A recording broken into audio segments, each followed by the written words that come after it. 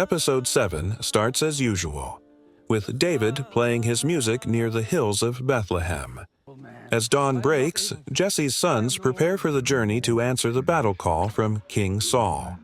One of his sons, Nathaniel, tries to convince their father that he is not capable of fighting and will likely die in battle. As David walks in, he offers to take Nathaniel's place, but Jesse refuses. David accuses Jesse of never being honest with him and demands to know why he is never sent to the battlefield. Jesse brushes him off, and David, upset, walks away. In the valley of Elah, the Philistine armies are preparing for battle. The 4 kings of the Philistines and the giants are ready. On the other side of the encampment, King Saul prepares for battle while Abner helps him into his armor. As Joab and Jonathan survey the massive Philistine force, over 150,000 men, as young Israelite boy, Eliezer asks if Samuel will come to bless the battle as he had in previous campaigns. Jonathan avoids the question, choosing to leave the boy with false hope rather than none at all. As Saul moves through the troops, he encounters Adriel, the elder of Judah, who arrives with 25,000 men and publicly pledges support, while privately reminding Saul that their past altercation has not been forgotten. Men cheer defiantly as Saul rides by proudly. Back in Bethlehem, David continues tending to his shepherd duties, playing his harp and reminiscing about his childhood. He is surprised to see Samuel, who asks to be taken to Jesse. As they eat together, Jesse apologizes for the humble meal, saying he has sent his best to the king's army. Samuel questions whether that is truly the case. Seizing the moment, Samuel speaks metaphorically about olive trees and how each has a unique purpose in every season. Frustrated by the riddles, Jesse demands to know why Samuel has come. Samuel responds that he has come to atone for the sins of the house through a sacrifice. With vultures circling, Achish rides out from the Philistine camp and plants his flag, followed by representatives from Ashkelon, Ashdod, and Gaza, with Ekron notably absent. By now, the Philistine force has grown to 200,000 men. The lords of the Philistines are eager to launch their attack, but Achish insists on first breaking Israel's spirit.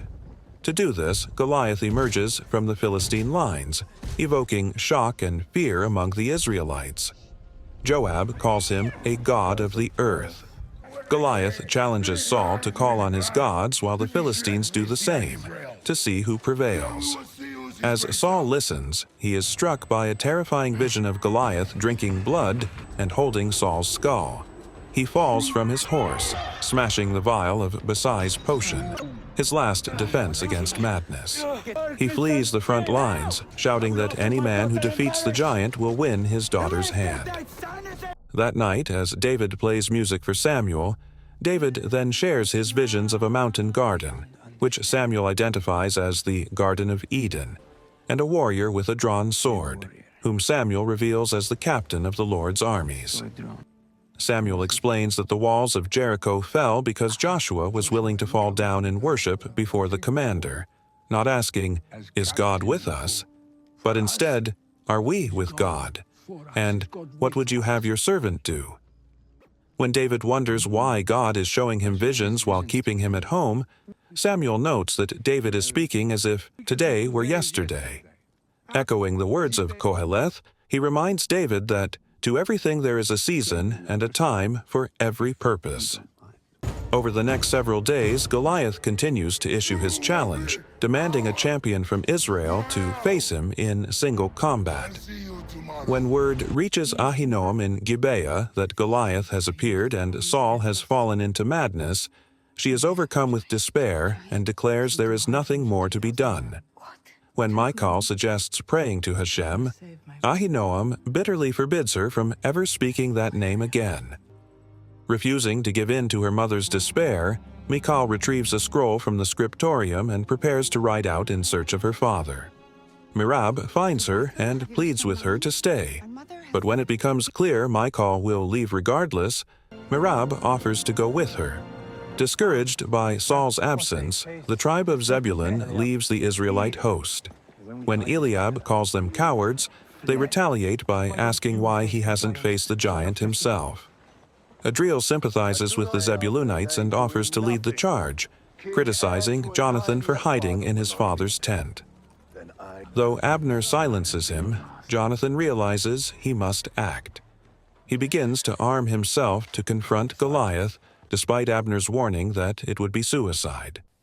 Later, as Samuel offers a sacrifice with David and Jesse, he declares that Jesse's sin is atoned for, the sacrifice being worthy, chosen according to the law, from the best of the flock, without blemish.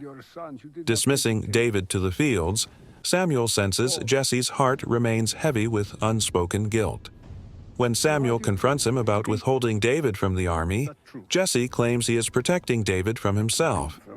Samuel explains this is exactly the kind of sacrifice God demands, the best of the flock, that which we love most. He warns Jesse that if he clings to David, his fingers will break. Later, while Goliath continues to taunt Israel, Abner suggests an alternative.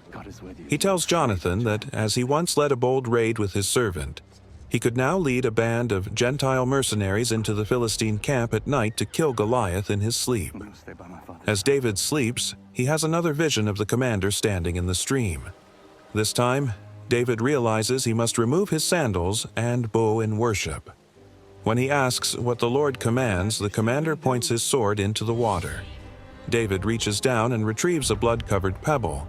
He wakes up in a rush and, frustrated, asks why God would choose him for a task he'll never fulfill. As if in answer, Jesse calls for him from home. When David arrives, he finds Jesse loading a donkey with provisions. To his surprise, Jesse tells him that he is to deliver food to the battlefield. Before David departs, Jesse confesses long-held truths. He explains that his first wife, the mother of David's brothers, was of pure bloodline, chosen to counter Jesse's own tainted Moabite heritage from Ruth. David's mother, Nitzevet, was a Gentile, warm in spirit but plagued by visions of David. Her final wish was for Jesse to release David so he could rise and fulfill those visions. Jesse confesses that keeping David in the fields wasn't out of shame, but because David is all that remains of Nitzevet. They embrace, and Jesse asks for David's forgiveness. Before departing, Jonathan goes to say farewell to his father and finds Doeg waiting in Saul's tent. Jonathan shows contempt for the nihilistic Edomite, who offers to help if Jonathan reveals the name of the man Samuel anointed. Jonathan refuses, vowing that even if he dies, he'll take Doeg with him. Turning to Saul, Jonathan reveals that he knows the truth about Samuel, but still chooses to stay with his father until the end. As he leaves, Saul is haunted by his vision of Jonathan's death. Jonathan meets the mercenaries, and Abner arms him with a dagger and prays for God to be with him. As David prepares to leave, Jesse blesses him once more. Samuel departs in a different direction, also blessing David, reminding him that the Lord sees his heart, the heart of a roaring lion. Watching his son ride away, Jesse calls out, "Rise, David! Rise to meet your destiny!"